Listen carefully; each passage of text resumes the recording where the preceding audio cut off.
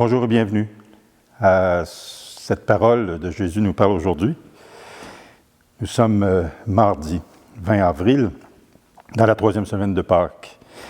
Aujourd'hui, l'Évangile de Saint Jean va nous parler du pain qu'ont mangé les Israélites au désert, de la manne. Mais cet Évangile va surtout nous parler de Jésus, qui est vraiment le pain de vie. C'est Jésus qui a vaincu la mort, c'est Jésus qui est assis à la droite des dieux de mon Père.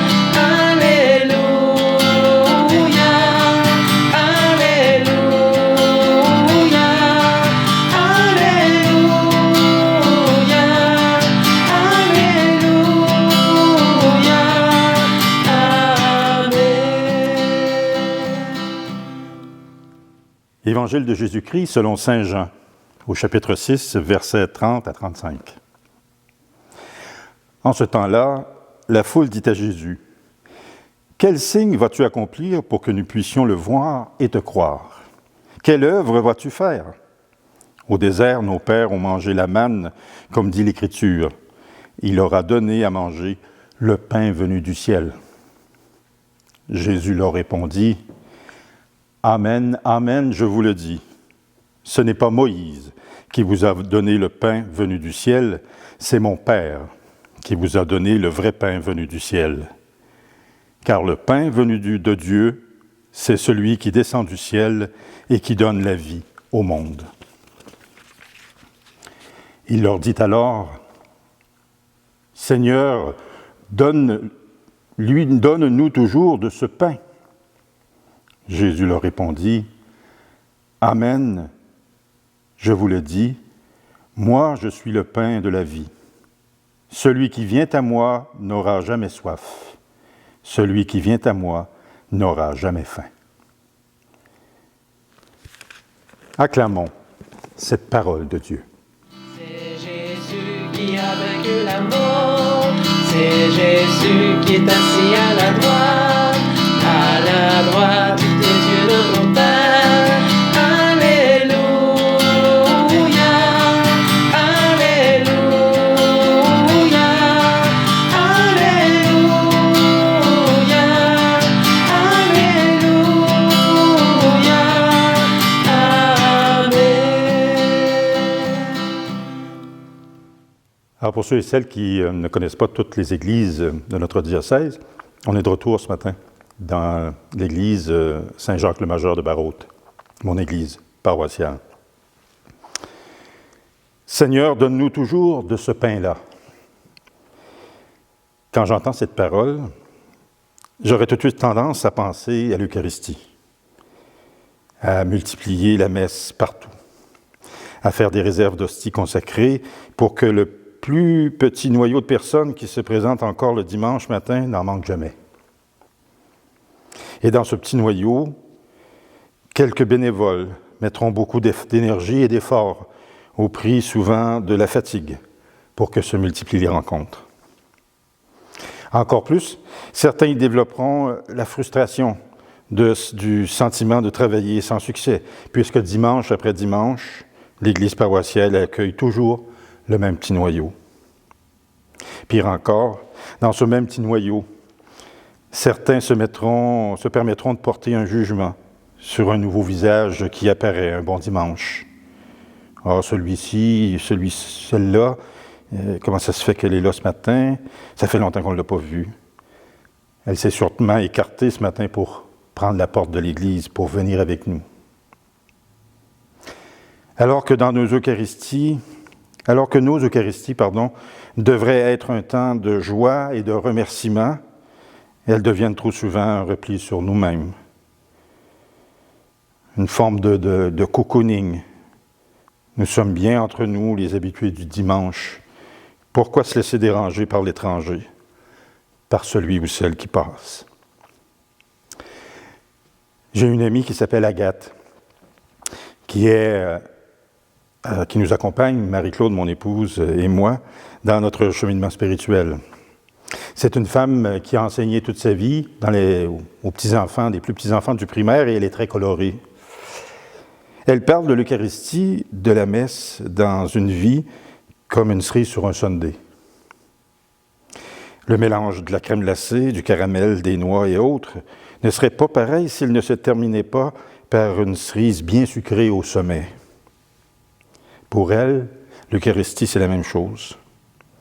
J'aurais beau vouloir me gaver de cerises et de sucre, si je n'ai pas l'ensemble du mélange, cela ne sera jamais aussi bon. Jésus affirme « Moi, je suis le pain de la vie. Celui qui vient à moi n'aura plus jamais faim, celui qui vient à moi n'aura plus jamais soif. » Jésus parle ici de tout son être, de tout son enseignement. Il est le pain de vie par son amour, par sa bonne nouvelle, par l'annonce des béatitudes, par ses guérisons, par les transformations du cœur que provoque sa présence. Et tout cela va culminer, toute cette présence du Christ dans le monde va culminer par le don de sa vie. Le don de sa vie par amour, par la vie qui triomphe de la mort. Un peu, comme je vous disais tantôt, la cerise sur le sundae. Mes amis, souvent on fonctionne à l'envers. Nous voudrions remplir nos églises alors que de plus en plus de jeunes et de moins jeunes ne connaissent même pas Jésus, ne connaissent même pas le nom ou en ont entendu parler, mais sans plus. Il nous faut avoir l'audace de mettre 100% de nos énergies afin de faire connaître Jésus-Christ et son Évangile. Comme Jésus a envoyé ses disciples en mission, 2 à la fois, que notre Église diocésaine, que nos églises de paroisse n'aient pas peur de donner des missions et des ministères spécifiques à ceux et celles qui ont les talents pour les accomplir. Il faut sortir de la peur du cocooning. Il faut sortir de notre isolement du dimanche. Il ne faut pas avoir peur.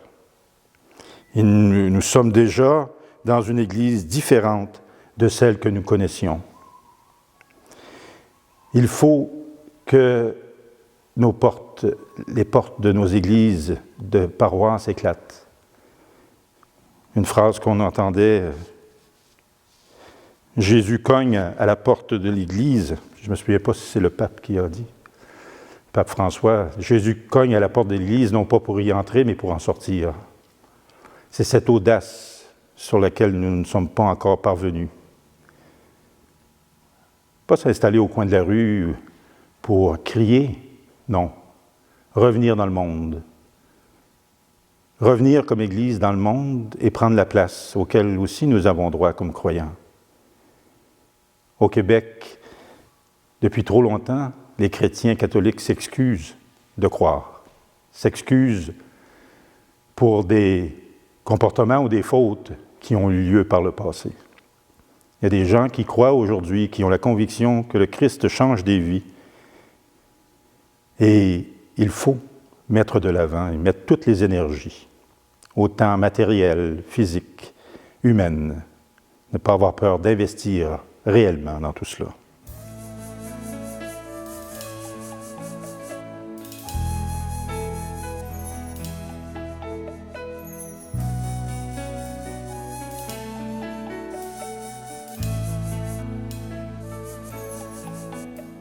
Demandons l'aide de l'Esprit Saint pour découvrir toute la richesse du pain qu'est Jésus, de l'entièreté du pain qui est Jésus, et la faim de tous sera comblée. L'Eucharistie deviendra alors vraiment une cerise sur un sundae. Ce sera vraiment un rassemblement de joie, de fête, où nous aurons hâte de venir d'un dimanche à l'autre, parce que nous allons y retrouver des amis, des frères, des sœurs, et nous allons y retrouver surtout celui que nous aimons tous. Nous allons y retrouver le Christ à travers la célébration d'Action de grâce. C'est cette prière que je fais ce matin, que l'Esprit Saint nous envahisse, tous autant que nous sommes, évêques, prêtres, diacres, surtout tous les bénévoles, tous les laïcs qui œuvrent et ceux qui sont dans l'Église, qui ont été baptisés, qui ne le sont pas, mais qui peuvent se tourner vers le Seigneur, que l'Esprit Saint envahisse tous les cœurs. pour que cette peur disparaisse, que cette fatigue disparaisse et que nous nous donnions des lignes directrices qui nous feront aller le plus loin possible par amour pour le Christ et son Église. C'est dans cette optique que je demande au Seigneur de se servir de moi, je demande à Dieu de se servir de moi pour apporter sur vous tous et sur tous ceux et celles que vous aimez, tous ceux et celles qui en ont besoin dans ma paroisse, ici à Barrault et dans toutes les paroisses du diocèse, pour tous ceux et celles aussi qui sont en position d'autorité de changer des choses. Je demande au Seigneur d'apporter sa bénédiction, parce qu'on en a besoin. On en a besoin d'être réconforté par les bienfaits et la bénédiction du Seigneur. Alors que Dieu Tout-Puissant vous bénisse en ce jour, le Père, le Fils, le Saint-Esprit. Amen. À la prochaine.